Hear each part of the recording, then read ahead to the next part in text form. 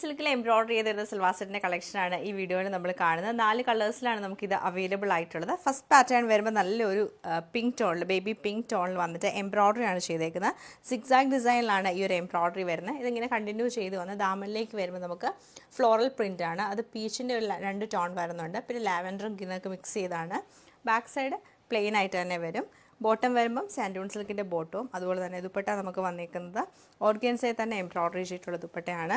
ഇങ്ങനെയാണ് ദുപ്പട്ടയുടെ ആ ഒരു പാറ്റേൺ വന്നിരിക്കുന്നത്. ഫുൾ ഫ്ലോറൽ എംബ്രോയിഡറി ആണ്. സൈഡിൽ നമുക്ക് നല്ലൊരു ബോർഡർ വരുന്നുണ്ട്. കളേഴ്സ് അവൈലബിൾ ആയിട്ടുള്ള നമുക്ക് നല്ലൊരു ലൈറ്റ് ബ്ലൂ ഷെയ്ഡ് വരുന്നുണ്ട്, യെല്ലോ വരുന്നുണ്ട്, പിന്നെ വന്നിരിക്കുന്നത് പീച്ച് കളറാണ്. അപ്പോൾ ഇതിൻ്റെ എല്ലാം കളക്ഷൻ നമുക്ക് ഓരോന്നായിട്ട് കണ്ടുപോകാം. ഇത് നമുക്ക് നല്ലൊരു ലൈറ്റ് പിങ്ക് ടോണിലാണ് വന്നേക്കുന്നത്. ഞാനിപ്പോൾ കാണിച്ച സെയിം പാറ്റേൺ തന്നെ. ബോട്ടം നമുക്ക് സാൻഡൂൺ സിൽക്കിൽ വരും. ദുപ്പട്ട വരുമ്പോഴത്തേക്ക് ഓർഗൻസയിൽ എംബ്രോയിഡറി ചെയ്താണ് വന്നേക്കുന്നത്. ഫ്ലോറൽ എംബ്രോയിഡറി ചെയ്ത് സെയിം പാറ്റേൺ തന്നെയാണ് ഇതിലും റിപ്പീറ്റ് ചെയ്തേക്കുന്നത്. ഇത് നമുക്ക് നല്ലൊരു ലൈറ്റ് പീച്ച് കളറിലാണ് വന്നേക്കുന്നത്. നല്ല ലൈറ്റ് ഒരു യെല്ലോ ഷെയ്ഡിലാണ് ഈ സെറ്റ് നമുക്ക് വരുന്നത്.